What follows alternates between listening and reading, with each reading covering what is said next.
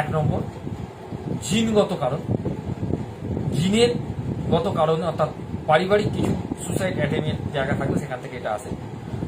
2 নম্বর পরিবেশগত কারণ, পরিবেশ বা ইনভলভমেন্ট আপনার ঠিক নেই, বা ইনভলভমেন্টে যদি ম্যাক্সিমাম মানুষই সেখানে কিছু না কিছু দুর্ঘটনা বা কিছু ঝগড়া হলেই সে সুসাইড করছে, সেইটা দেখে দেখে তার একটা অ্যাটেম্প নেওয়ার চেষ্টা করবে।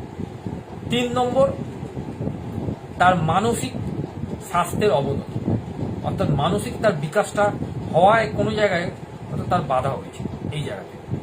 4 নম্বর খোলাখুলি কোনো আলোচনা করার মতো জায়গা সে পাচ্ছে না, বা কাউকে সে পাচ্ছে না যে খোলাখুলি সে আলোচনা করবে তার কি প্রবলেমটা হচ্ছে। 5 নম্বর সবসময় নেগেটিভ কথা তাকে শুনতে হচ্ছে, তুই পারিস না পারিস না পারিস না পারিস না পারিস না, এই না শুনতে শুনতে তার ভেতরে একটা অ্যাংজাইটি তৈরি হচ্ছে, একটা ডিসঅর্ডার তৈরি হচ্ছে, যার ফলে যে পরবর্তীকালে সুসাইড অ্যাটেম্প করছে। 6 নম্বর পারিবারিক কাউকে এর আগে সে সুসাইড করতে দেখেছে বা সুসাইড কথাটা শুনেছে, যে সুসাইড করলে সব দিক থেকে মুক্তি পাওয়া যায়, অর্থাৎ মুক্তি লাভের আশা। মুক্তি মানে আমি মুক্তি লাভ করলে ভগবানের কাছে পৌঁছে গিয়ে আমি সবার নামে কমপ্লেন করবো, আমার নামে তো সবাই কমপ্লেন করে, তাহলে আমি সবার নামে কমপ্লেন করবো।